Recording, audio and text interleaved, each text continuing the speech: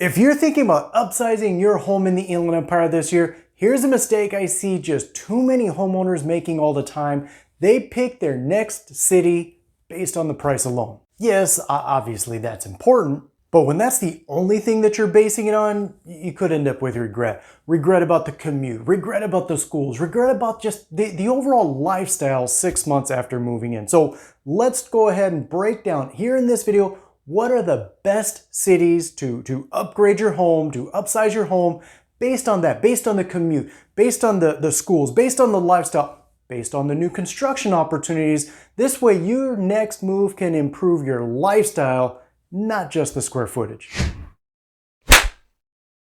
Okay, so first of all, I've had a number of homeowners that have reached out to me telling me, Jose, we would like to upsize or upgrade our home, but we want to be able to keep that neighborhood feel. And well, Redlands is usually one of the first cities that typically comes up for that. Yeah, Redlands has a pretty solid reputation for their schools, the tree-lined streets, and just neighborhoods that feel like they've been there forever. That's a big reason why I do see many move-up buyers really like it. Now, from a pricing standpoint, you're going to find most of the homes here in Redlands, they typically land kind of in that middle to upper Inland Empire price range. Yeah, it's not the cheapest, or not necessarily the most expensive, or most of the homes here are not necessarily the most expensive, but it's not the cheapest in the Inland Empire. However, you are going to find that most of the homes here in Redlands, they do tend to hold their values pretty well though. Where I do find some buyers getting surprised is when it comes to new construction, because yes, Redlands does have newer homes. It's not all just older, historic homes that are here.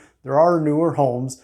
Just keep in mind though, Redlands, it is a pretty well-established city, if that's the best way to put it, but it is a pretty well-established city. So yes, there are new home communities that are popping up, but it's not like you're going to find them just, popping up everywhere. They're everywhere.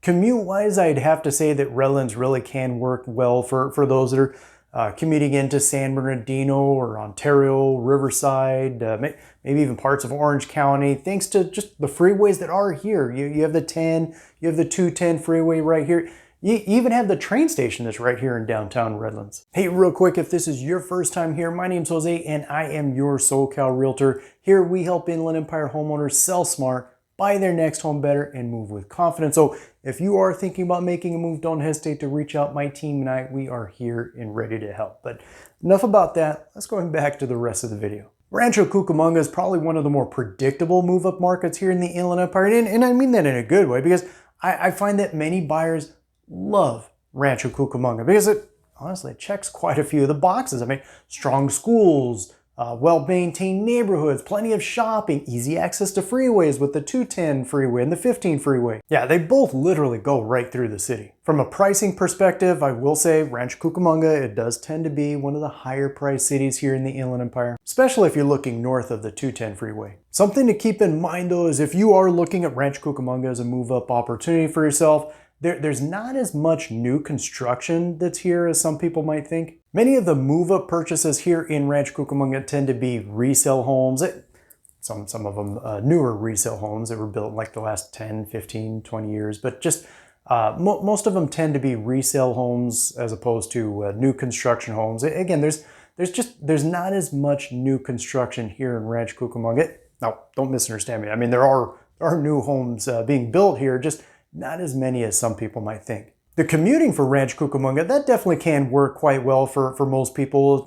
The freeway access I was just talking about with the 210 freeway and the 15 freeway, and heck, even the 10 freeway is basically just right there, as well as the Metrolink station that's right here in the city also. Now, Riverside, at least from my experience anyway, this one, it just might be one of the more misunderstood cities on this list. It's not just one market here in Riverside. It's huge. Maybe not compared to like LA, but yeah, Riverside, it's huge. And your experience here in Riverside, it can vary depending on the neighborhood that you're in. I really feel like that's why many move-up buyers are drawn to it, is you get options. From a price standpoint, many of the neighborhoods here in Riverside, they do tend to offer a little bit more home for your money, especially when you compare it to, say, for instance, Rancho Cucamonga or even parts of Redlands, I guess, for that matter. But that tends to make Riverside pretty attractive for homeowners that are looking to do that, looking to upsize or upgrade to a little more space without having to break the bank, jump into extremely high purchase prices. And in fact, not only the neighborhoods, but the schools here in Riverside, they can be kind of area specific. What I mean by that is the schools, on an overall basis, the schools here in Riverside, they're graded quite well.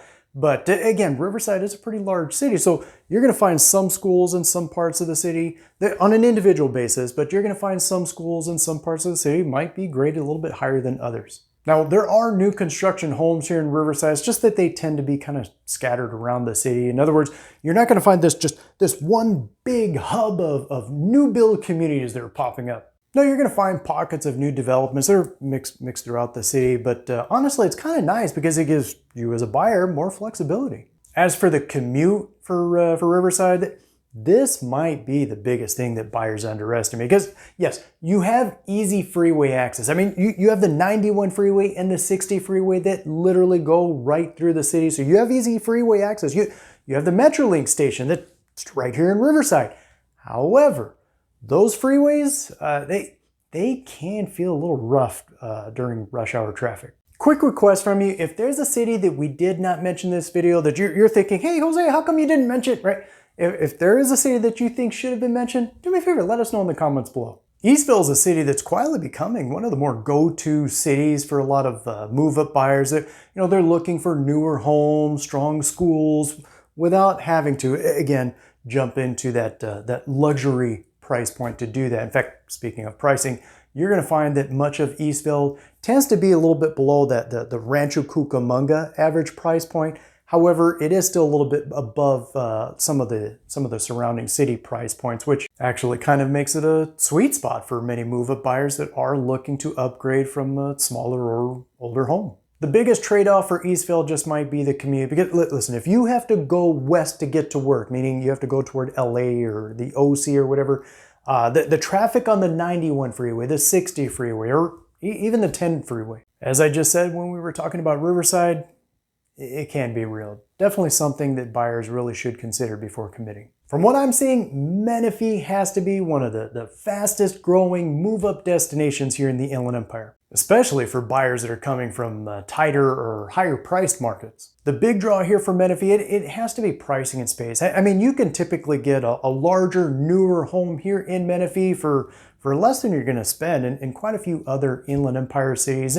Not to mention, there's still a lot of growth here too, so you're going to find a lot of new construction that's happening here. The schools are improving, the amenities are expanding, the city's clearly investing in growth. Commuting might be the biggest consideration here because from what I've seen, Menifee probably is going to be easier for buyers that don't have to do too much commuting into LA or the OC. However, if your priority is newer homes or brand new homes, new construction homes, and just long-term growth of the city you're living in, then yeah, Menifee could be ideal for you. Of course, if you do have any questions or if you are thinking about buying or selling, my contact information is below. Feel free to reach out. Otherwise, until then, catch you on the next one.